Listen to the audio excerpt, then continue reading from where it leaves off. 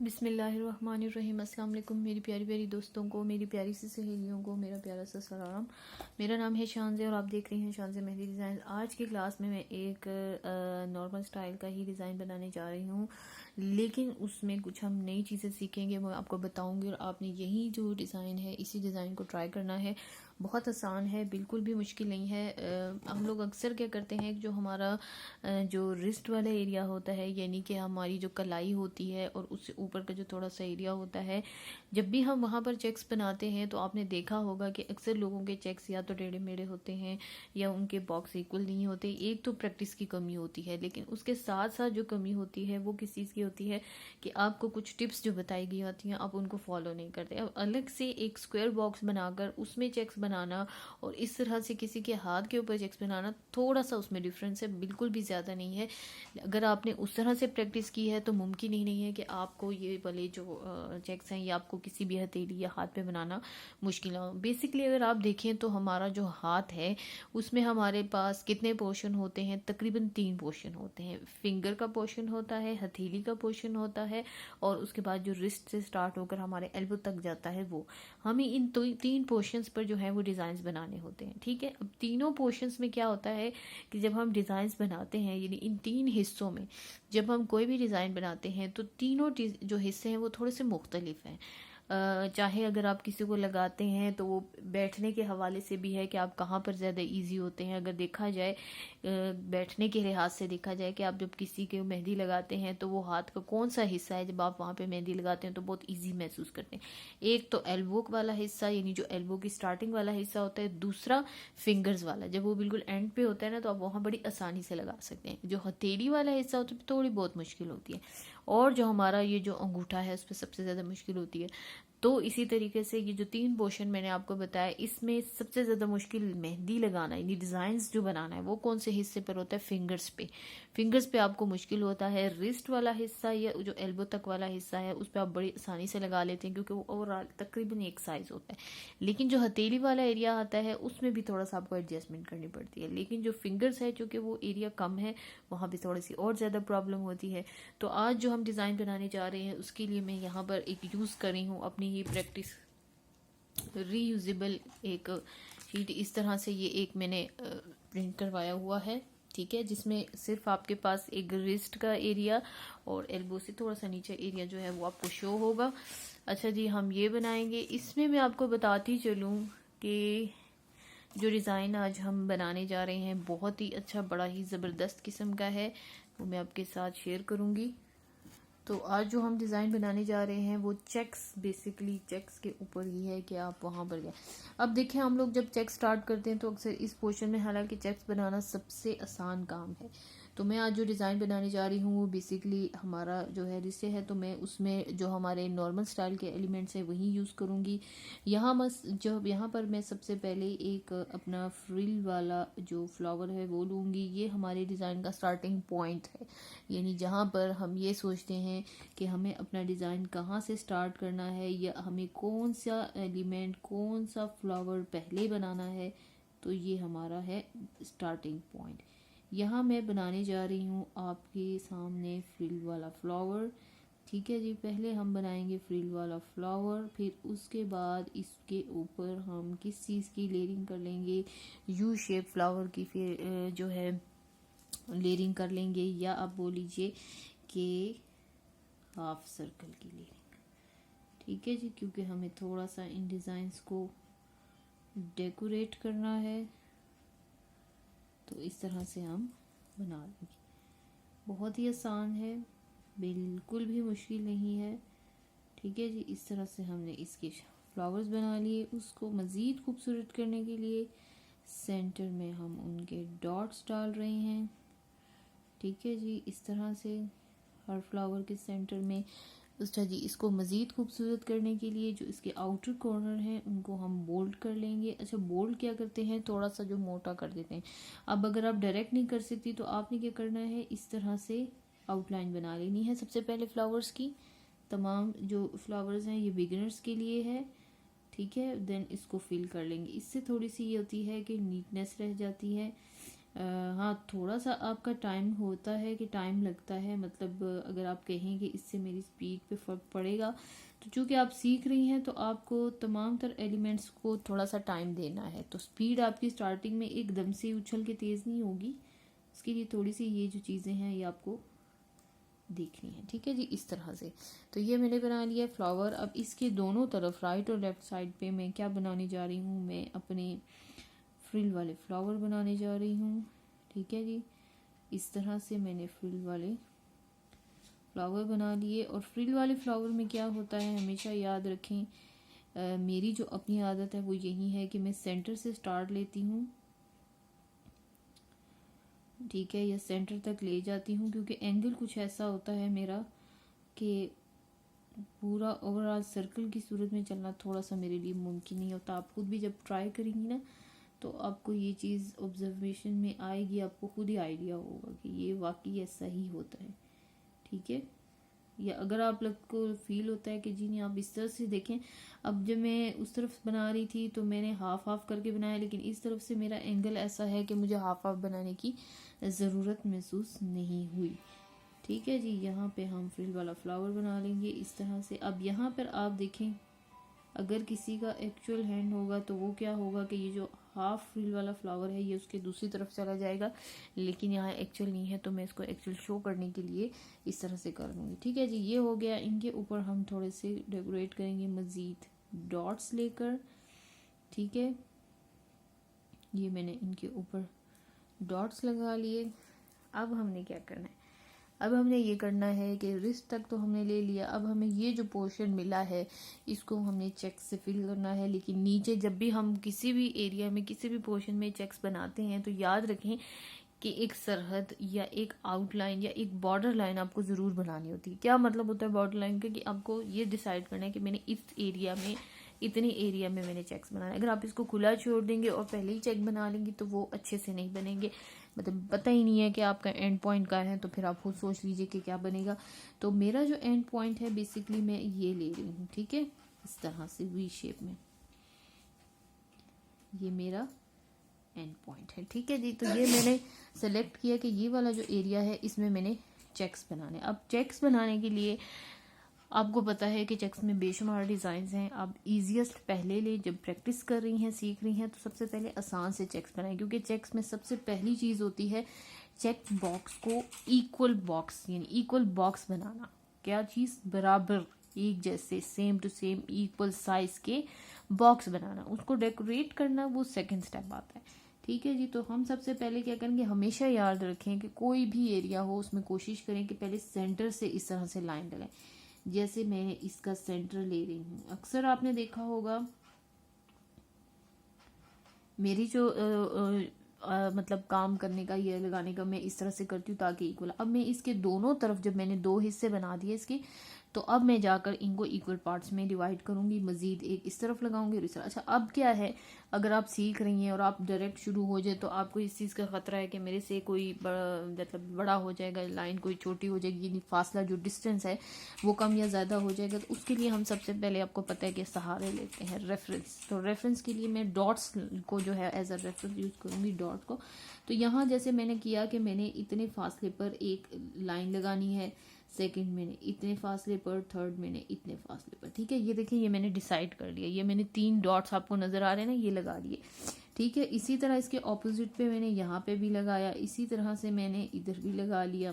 ठीक है, और इसी तरह से मैंने, अब जस्ट क्या रह गया, इनको एक दूसरे के साथ मिलाना रह गया, मैच करना। तो अब मैं यहाँ से लेकर चली इसको और मैं यहाँ मिला दिया, इसको लेकर चली यहाँ मिला लिया और इसको लेकर चली मैं यहाँ मिला ली। यहाँ पर एक और चीज़ मैं आपको बताती चलूँ, अगर आपको इसमें भी प्रॉब्लम हो रही है इस तरह के डिवीज़न में, तो आप क्या करेंगी, जैसे मैंने एक क्रॉस की शक्ल में लगाया ना, अब इस पोर्शन की बात कर रही हूँ कि इस पोर्शन में मैं एक क्या करती हूँ कि मैं इस तरह से भी क्रॉस बना लेती हूँ। ठीक है, जैसे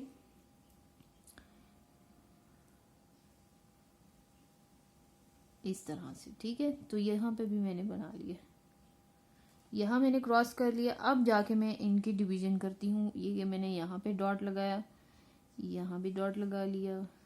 ठीक है, इसके बराबर यहाँ पे, इसके बराबर यहाँ पे, इसके बराबर इधर और इसके बराबर इधर। अच्छा जी, अब आप सोच रहे होंगे कि मैंने पहले इस तरह से क्यों लगाया। उसकी वजह ये थी कि बजाय इसके कि मैं मतलब यहाँ से यहाँ तक का एक फासला तय करती, बीच में मैंने एक और लाइन लगा के अपने लिए एक और सहारा खड़ा कर दिया कि चलो पहले मैं यहाँ से यहाँ तक चली जाती हूँ, फिर मैं वहाँ तक चली जाऊँगी, ठीक है, तो मेरे लिए मज़ीद आसानी होगी। तो ये जो छोटे छोटे सहारे हैं ना, जो स्टेप्स जो आपको बताए जाते हैं, इसको अगर आप करेंगी, ये सिर्फ सीखने की हद तक है। आगे चल के जब आप इसकी प्रैक्टिस कर लेंगी ना, तो आपको आइडिया ये चीज़ें नहीं करनी पड़ेंगी। अब ये यहाँ से मैं यहाँ तक गई, थोड़ा सा रुक गई, थोड़ा सा मैंने सांस लिया, अब मैं इसके बाद इस पॉइंट पे चली गई। अब देखिए कि ये और इन दोनों में डिफरेंस आपको नज़र आ रहा है।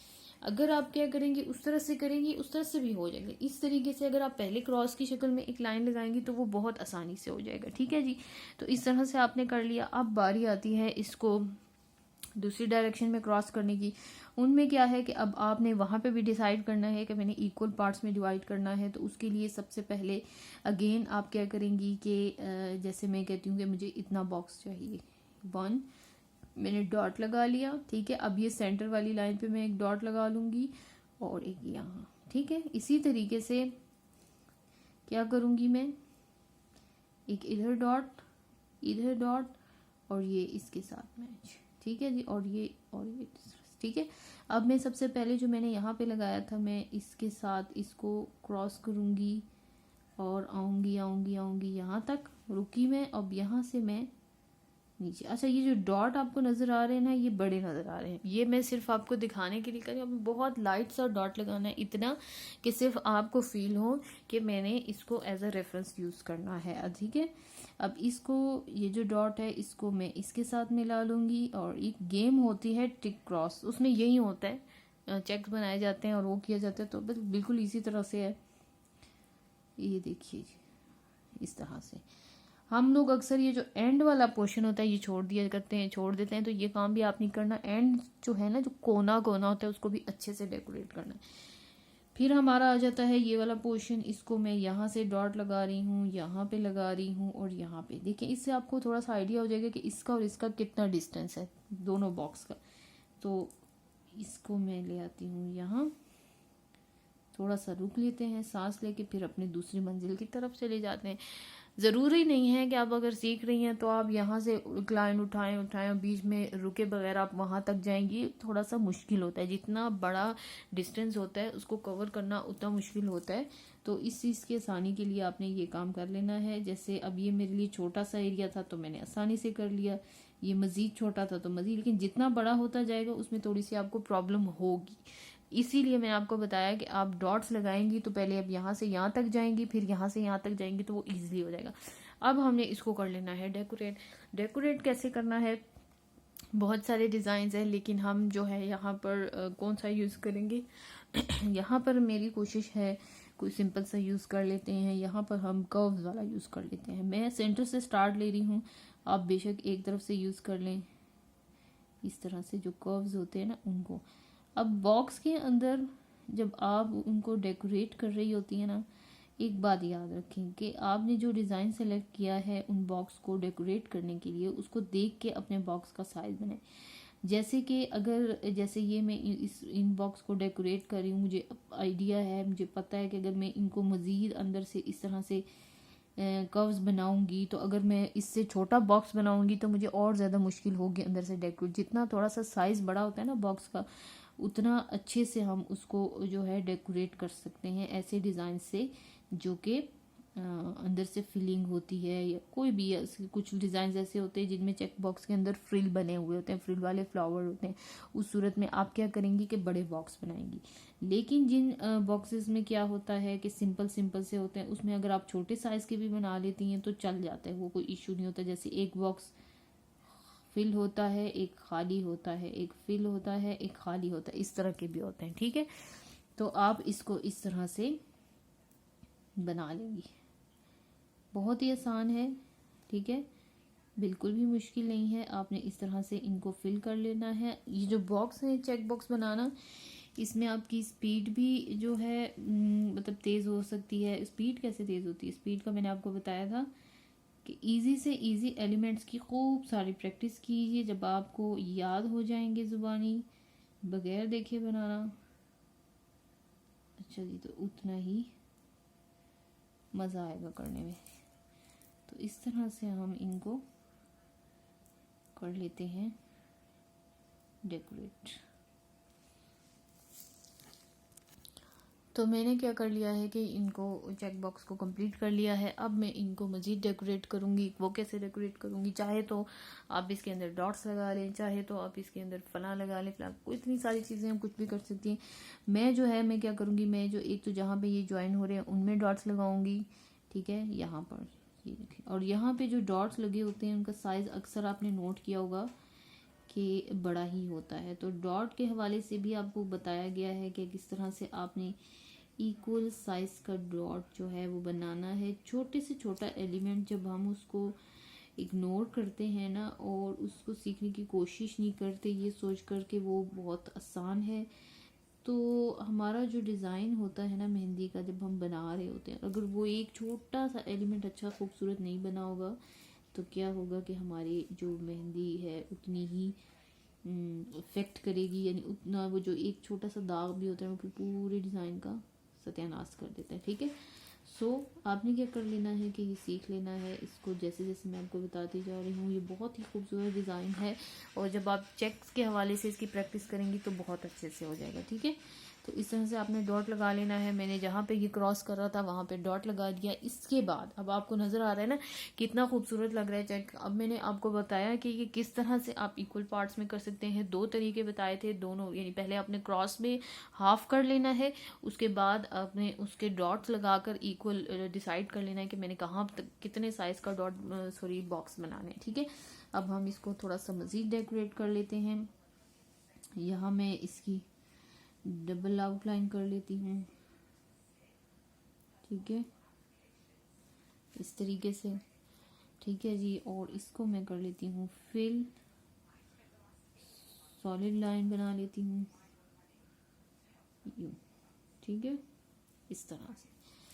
फिर मैं इसकी एक और आउटलाइन बना लेती हूँ और इसको इस तरह से, ठीक है जी। अब मैं इसके ऊपर एक फ्रिल की लेयरिंग कर लेती हूँ। अच्छा जी, यहाँ पर अगर आप सीख रही हैं तो अगर आपको फ्रिल सही से नहीं बनाने आते तो मैंने आपको बताया है आप क्या यूज़ करेंगी, अपने रेफरेंस लाइंस को यूज़ करेंगी, जो कि मैं अभी आपको बताऊंगी। ये मैंने बिना रेफरेंस लाइन के एक फ्रिल की लेयर बनाई। अगर आपको रेफरेंस लाइन यूज़ करना है, जस्ट आप इस तरह से एक लाइन ड्रॉ करेंगी और उसके बाद इसकी एरिया के अंदर रहते हुए इस रेफरेंस लाइन को टच करके आपने अपने फ्रिल बना लेने, ठीक है। ये लीजिए, तो ये आपके फ्रिल बन गए इक्वल साइज के। तो इस तरह से आप फ्रिल बनाएंगी। इसके बाद हमने क्या करना है, काफ़ी दफ़ा मैंने बताया है फ्रिल वाले फ्लावर। अच्छा, मैं अब क्या करने जा रही हूँ, यहाँ पर इसी ही पोर्शन में, इसी ही एरिया में एक गोल शेप की कोशिश करूँगी। उसमें आप इक्वल पार्ट्स के चेक किस तरह बनाएंगे वो भी साथ ही साथ बता देती हूँ। अगर यहाँ पर आपके पास एक आपने गोल सा सर्कल बनाना है तो एक छोटा सा काम करना है कि आपने एक अगेन रेफरेंस लाइंस को यूज़ करना है। मैं सेंटर में बनाना चाह रही हूँ तो मैं ये देखिए एक लाइट सी लाइन लगा रही हूँ, ठीक है, बहुत लाइट सी। फिर इसको ऐसे प्लस के निशान में, ठीक है, आपको नज़र आ रही होगी मैंने एक प्लस का निशान बनाया। अब इसको बड़ा सर्कल बनाने में जैसे प्रॉब्लम होती है, मुझे भी अक्सर होती है, तो उसका सिंपल सा सोल्यूशन ये है कि एक आप प्लस का निशान बनाएं और पहले रफली लगाया करें। यानी शुरू में ये ना किया करें कि आप अच्छी से मेहंदी निकाल के जो है ना फिर उसका सर्कल बना रहे हैं। ये देखें, अब इसमें मैं क्या कर रही हूँ, ये देखें इस तरह से आपको नज़र आ रहा है प्लस के जैसे क्या कहते हैं कंपास वगैरह होता है, उससे आप पहले इसी तरह करते हैं, प्लस का निशान लगाते हैं। थोड़ा सा आपको आइडिया होता है कि अब मैंने इक्वल साइज का सर्कल बनाना है तो उसके लिए आप प्लस लगाते हैं और फिर उनके 4 जो कॉर्नर होते हैं पहले यहाँ से यहाँ तक का एरिया टच करते हैं, फिर यहाँ का यहाँ एरिया से इस एरिया को सर्कल बनाते हैं, फिर इस एरिया से, इससे आपका ये होता है कि थोड़ा सर्कल अच्छा बन जाता है। अब मैंने एक लाइट सा बना लिया। अब मैं इसको जो है डार्क कर लूँगी या प्रोमिनेंट कर लूँगी इस मेहंदी से। अब मैं ज़रा इसको अच्छे से प्रोमिनेंट करूँगी, ठीक है, इस तरह से। और अगेन मेहंदी को सरफेस से उठा के लगाना ये सिर्फ और सिर्फ उस वक्त पॉसिबल है जब आपके पास मेहंदी अच्छी हो, ठीक है, टूटेगी नहीं। ठीक है जी, तो ये मैंने एक सर्कल बना लिया किस तरह से, रेफरेंस लाइंस को यूज़ करते हुए। अब इसके अंदर मैंने कर लेनी है फिलिंग। फिलिंग किसकी करेंगे हम, चेक्स की ही करेंगे, जो एक फिल होता है एक उस तरह से। लेकिन इस दफ़ा अगर जो सिंपल जो प्लस के निशान में यानी इस तरह के जो चेक्स होते हैं इस तरह से, वो थोड़े आसान होते हैं। और जो इस तरह के चेक्स होते हैं ये थोड़े से आपके लिए चैलेंजिंग वाले होते हैं। तो हम कौन से बनाएंगे, जो क्रॉस कर रहे हैं जिगजैग की शक्ल में, हम वो वाले चेक्स बनाएंगे यहाँ पर। तो यहाँ भी वही काम करना है। आपने क्या करना है कि बजाय इसके कि इस तरह से एक तरफ से स्टार्ट लेने के, आप इसको सबसे पहले एक सेंटर में इस तरह से डिवाइड कर लेते हैं। ठीक है, हो गया डिवाइड। अब हमने क्या कर लेना है, उसी तरह से एक क्रॉस शक्ल में हमने इसको डिवाइड कर लिया, ये भी हो गया डिवाइड। अब हम इसके पार्ट्स बनाएंगे। अब अगर मैं चाह रही हूँ कि मेरे जो चेक बॉक्स हैं वो एक सॉलिड हो, एक खाली हो, यानी एक मेहंदी से भरा हो, एक खाली हो, तो उस सूरत में मैं छोटे बॉक्स बनाना चाह रही हूँ। बड़े भी अच्छे लगते हैं लेकिन मैं आपको छोटे बताना चाह रही हूँ। अब मैंने इतना साइज रखा है, कितना, इतना, ये आपको नज़र आ रहा है ना, इतना। यहाँ पर मैं एक हल्का सा लाइन या डॉट लगा लेती हूँ अपनी रेफरेंस लाइन के लिए। फिर इसी की सीध में यहाँ पर और इसी की सीध में यहाँ पर। अगर मैं ये करती कि मैं यहाँ पे और यहाँ पे लगा लेती और ये जो लाइन है ये मैं ड्रॉ ही नहीं करती, तो मेरे लिए थोड़ा सा ये होता कि मुश्किल होता कि मैं इसको यूं करके मिलाती, बीच में मेरे से टेढ़ा हो जाता, या मैं अगर बीच में रुकती तो फिर मेरे से ख़राब हो जाता। तो इसीलिए मैंने क्या किया, ये वाली लाइन लगाई ताकि मैं पहले यहाँ से यहाँ तक लगाऊँ और उसके बाद वहाँ पर लेके जाऊँ। ठीक है, तो इसी तरीके से नेक्स्ट यहाँ डॉट लगाया, इधर लगाया और इधर। ठीक है, ये देखिए अपने चेक बॉक्स का साइज देखिए और उस हिसाब से अब मैं क्या करूँगी, सबसे पहले इसको इससे मिलाऊंगी। ठीक है, देखें फिर आपके पास ज़रा इक्वल साइज के आ जाते हैं। अगेन इसको इससे मिलाया, ठीक है, इस तरह से। तो ये आपके लिए बहुत आसानी हो जाती है जब आप इस तरह से करते हैं। अब मैं यहाँ पे दोबारा बताती हूँ, जैसे मैंने एक ये पोर्शन लिया, अब इधर सेंटर में, और इसको इस तरह से इसको हम मिला लेंगे। चाहे तो आप साथ साथ मिला लें।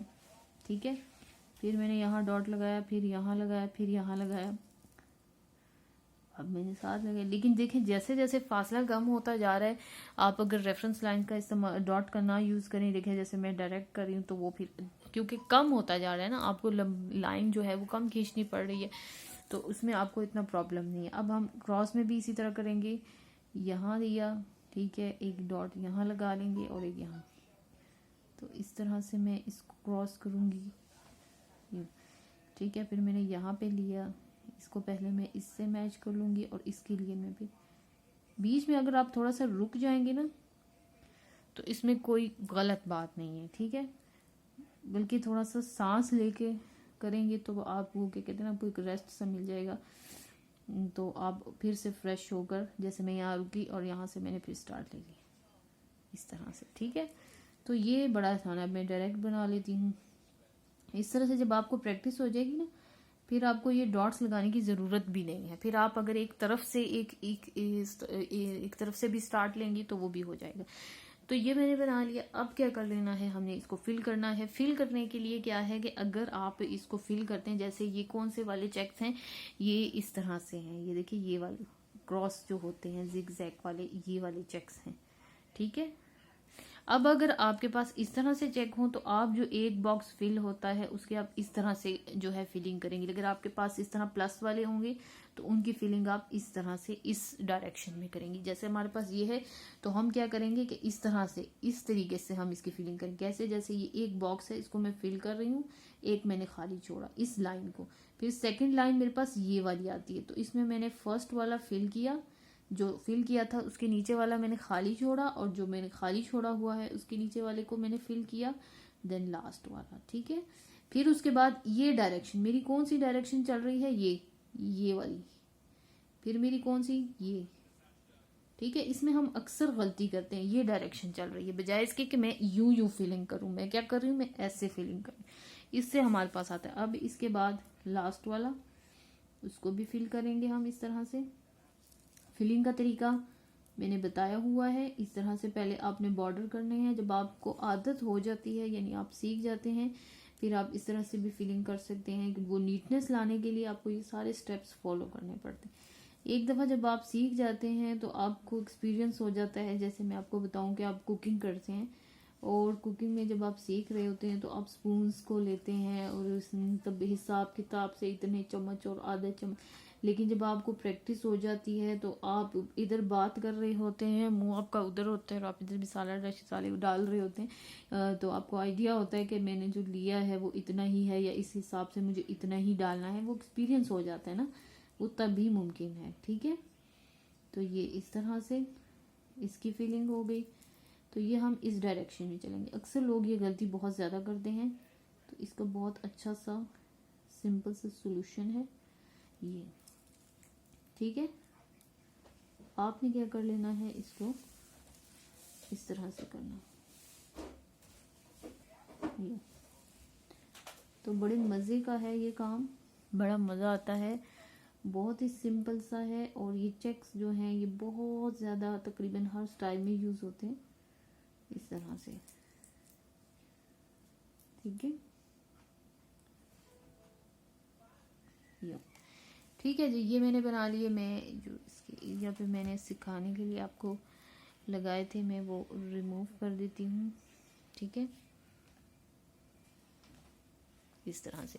अब हम इसके गेट जो है एक फ्रिल की लेयरिंग कर लेंगे। सर्कल में फ्रिल की लेयरिंग भी थोड़ी सी चैलेंजिंग होती है। तो स्टार्टिंग में हम क्या करेंगे, रेफरेंस लाइंस को अगेन यूज़ करेंगे। ये हमारी रेफरेंस लाइन हमेशा लाइट सी लगाया करें। ठीक है, वजह क्या होती है कि उन्होंने नज़र नहीं आना होता, वो हम बस एक सहारे के तौर पर इसको यूज़ करते हैं इस तरह से। तो ये आपको रेफरेंस लाइन नज़र आ रही है। अब इसमें हम फ्रिल बनाएंगे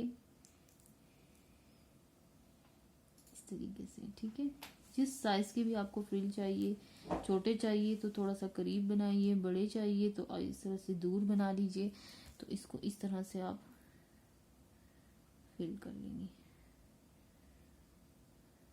ठीक है, यह हो गया। अगेन मैं इधर से स्टार्ट लेती हूँ। अब ये जो डायरेक्शन है ना, ये मेरे लिए क्या है, थोड़ी सी चैलेंजिंग है, मुश्किल है, क्योंकि आप हर डायरेक्शन में मेहंदी नहीं लगा सकते, ये याद रखें।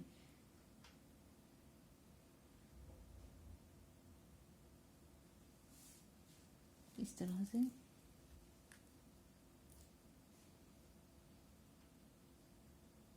ये आपने अपनी रेफरेंस लाइंस को देखते हुए आपने फ्रिल बना लिया। बहुत ही आसान है, बड़ा ही सिंपल है, बड़ा ही खूबसूरत किस्म का है। तो ये मैंने समझाने के लिए दो तरह के चेक्स बनाए। आप इसको मज़ीद डेकोरेट करना चाहें तो आप ये जो चेक्स हैं इनके सेंटर में डॉट्स लगा लीजिए। अब देखिए आपकी कितनी प्रैक्टिस हो रही है, चेक्स की भी हो रही है, डॉट की भी साथ साथ हो रही है, फ्रिल की भी हो रही है, क्या कहते हैं इसको, सर्कल की भी हो रही है, कर्व्स की भी हो रही है। हमारे 99% जो एलिमेंट्स हैं ना, उन या सॉरी डिज़ाइंस जो हैं उसमें ये एलिमेंट्स यूज़ होते हैं जो मैं आपको सिखा रही हूँ। ठीक है, सो बहुत आसान है, नॉर्मल स्टाइल है। ठीक है, इस तरह से ये देखिए, ये फिर मज़ीद खूबसूरत हो गया। इसी तरीके से अगर आप चाहते हैं तो जैसे आपने ये डिज़ाइन बनाया, आप इसके अंदर फिलिंग कर सकते हैं। इसी तरीके से आप इसको मज़ीद डेकोरेट कर सकते हैं।